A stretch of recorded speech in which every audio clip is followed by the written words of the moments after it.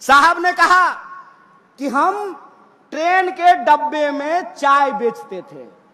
गुरु, हम आपको चाय बेचते हुए तो नहीं देखे हैं, लेकिन रेलवे बेचते हुए आपको देख रहे हैं। गुरु, हम आपको चाय बेचते हुए तो नहीं देखे हैं, लेकिन बीएसएनएल बेचते हुए देख रहे हैं। गुरु, हम आपको चाय बेचते हुए नहीं देखे हैं, लेकिन एलआईसी बेचते हुए देख रहे हैं। देख रहे हैं कि नहीं देख रहे हैं? और हमें गर्व है कि वही भारतीय राष्ट्रीय कांग्रेस 15 अगस्त 1947 को देश को अंग्रेजों से आजाद कराती है।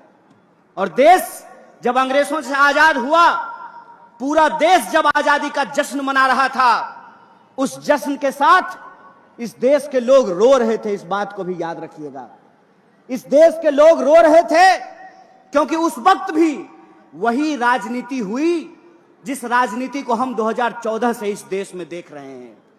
वही राजनीति हुई जो 2014 से आपके व्हाट्सएप पे आ रहा है।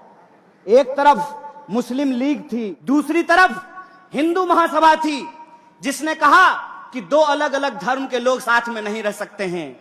लेकिन इतिहास याद रखिएगा, बड़े शर्म की बात है कि हिंदू महासभा और मुस्लिम लीग साथ में मिलकर के सरकार बना ली थी। इस बात को याद रखिएगा। उस आजादी को अगर कोई बचा सकता है, जिस सपने को महात्मा गांधी ने इस देश में देखा है, उस सपने को अगर कोई बचा सकता है, तो उस पार्टी का नाम भारतीय राष्ट्रीय कांग्रेस है और उस नेता का नाम राहुल गांधी है। इस बात को याद रखिएगा।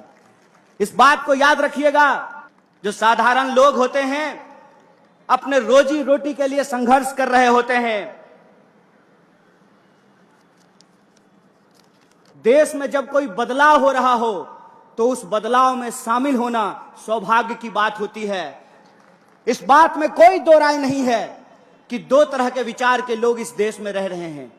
एक वो हैं जो इंसान को आपस में बांटना चाहते हैं, एक वो हैं जो नफरत की भाषा बोल रहे हैं, एक वो हैं जो इंसान को आपस में उनकी पहचान के आधार पर लड़ा रहे हैं, एक वो हैं जो इस देश के लोगों का रोजी रोटी छीन करके अपने दोस्तों की तिजोरियों में भर रहे हैं। दूसरी तरफ भारतीय राष्ट्रीय कांग्रेस है, जिसको इस देश के लोगों को जोड़ करके रखना है, उनके बीच में मोहब्बत का पैगाम और संदेशा लेकर के जाना है। उनको इस बात को इंश्योर करना है कि इस देश के भीतर सबके लिए रोजी रोटी का इंतजाम होगा। यह देश सबका है, सिर्फ प्रधानमंत्री के दोस्त का नहीं है। इस बात का हमको संघर्ष करना पड़ेगा।